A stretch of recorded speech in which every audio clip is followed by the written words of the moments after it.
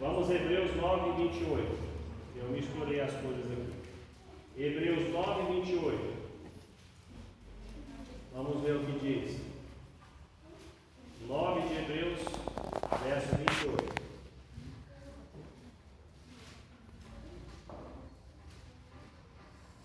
Amém? Amém.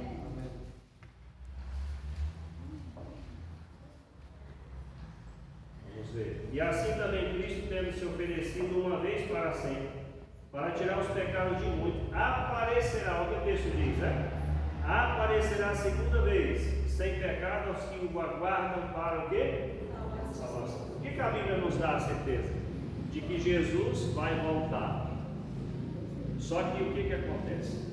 É necessário que, enquanto a gente espera, aconteça uma preparação.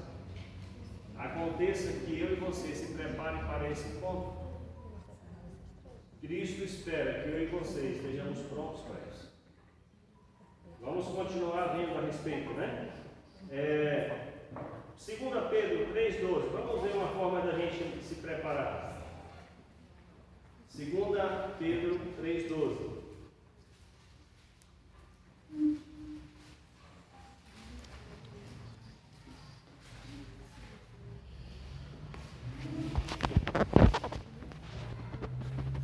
Verso 12 de 2 Pedro.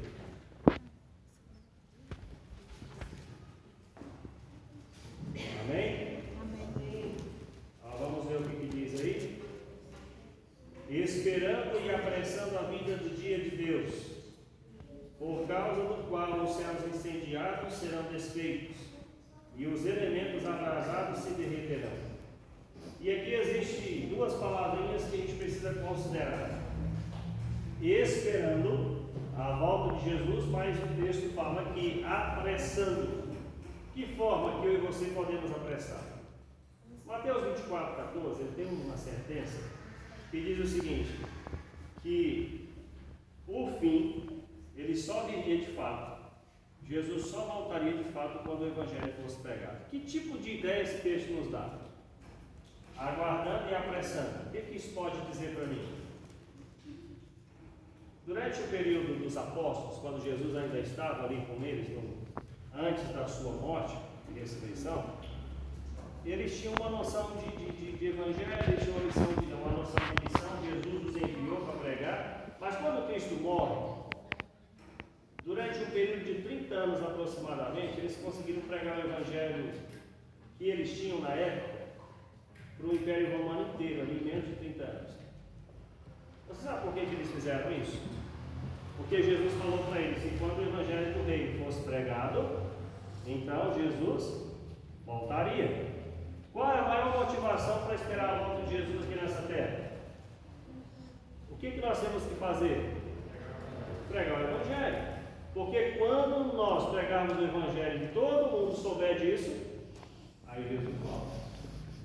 Ou seja, enquanto nós estamos aqui esperando, e esse esperar não é uma espera de braços cruzados, deveria ser uma espera ativa, porque enquanto a gente espera, a gente apressa, e apressar significa que nós vamos esperar, mas nós estamos em movimento, nós não estamos quietos, e é por isso que eu e você nos preocupamos em pregar o Evangelho.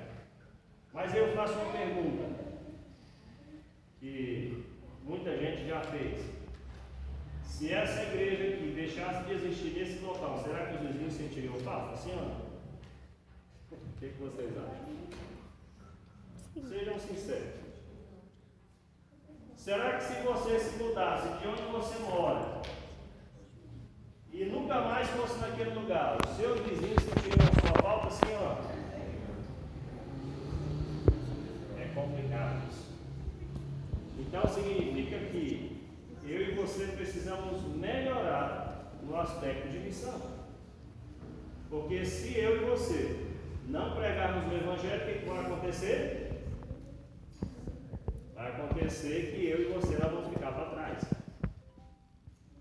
Porque o que nos move, o que nos dá fôlego, é a gente passar o que a gente conhece para outras pessoas. Porque senão a nossa própria vida vai definhar. E eu digo o seguinte: na vida cristã funciona assim, ó. Ou você cresce, ou ou você morre, não tem como você estagnar. Não dá para você achar que você tem um conhecimento suficiente para você ficar quieto. Na verdade, é tudo ao contrário, né? Se você tem um conhecimento e de fato sabe gerir esse conhecimento, aí é que você precisa estar ativo na hora. Existem outros textos, vamos ler Filipenses 2,15. Essa aqui é importantíssima também, essa orientação da palavra de Deus. Filipenses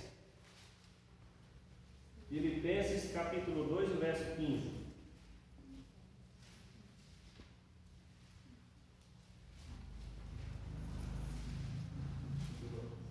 Amém? Amém. Filipenses capítulo 2, verso 15.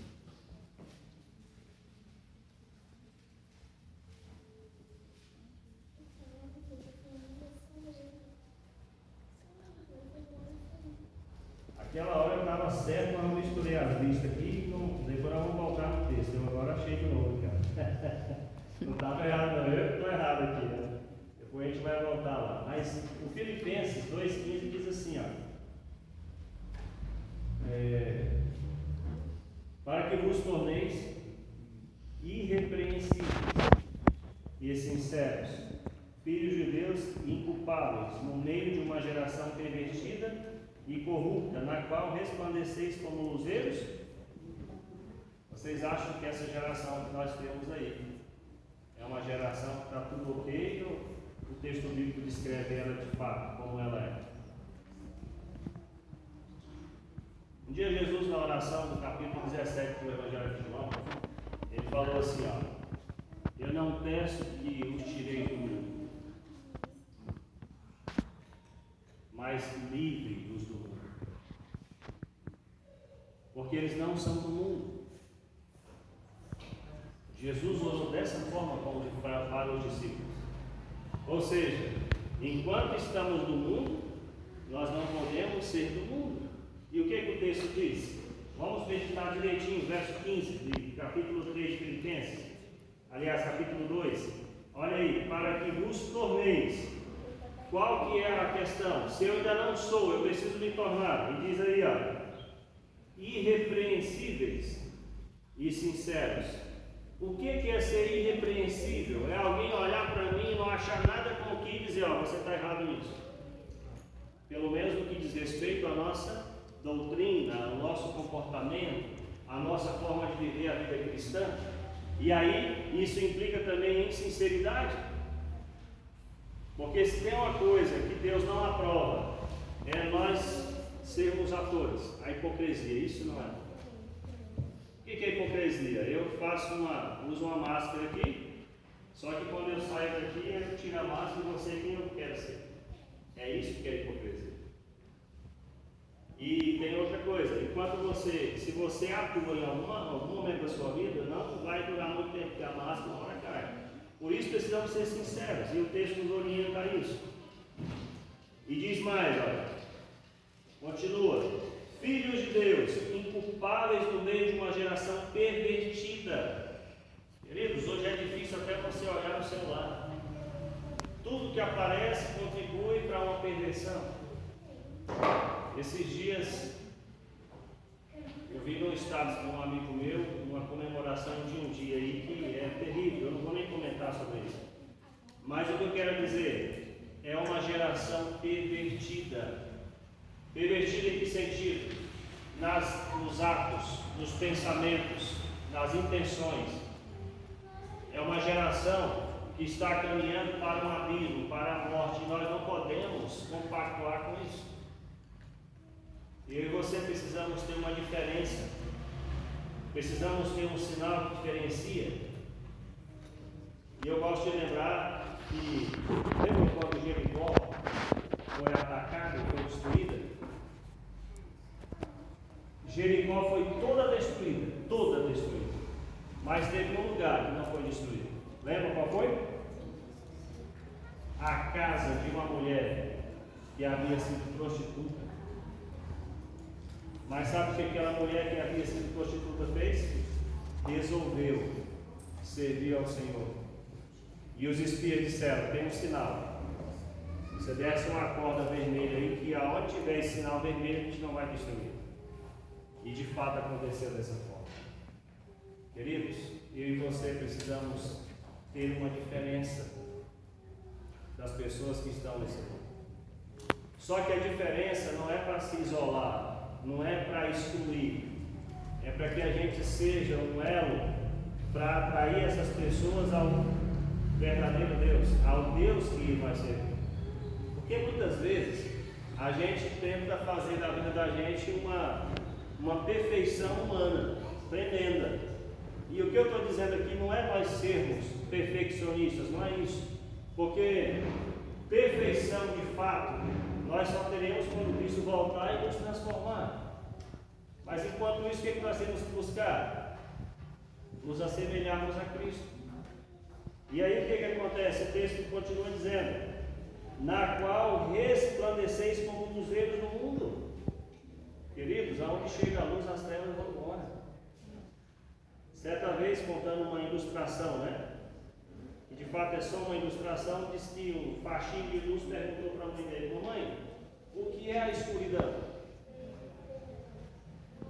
E a mãe dele falou: filho, a escuridão é a ausência de luz. Mamãe, mas eu nunca vi a escuridão. Você me mostra a escuridão? E a mãe dele procurava mostrar a escuridão.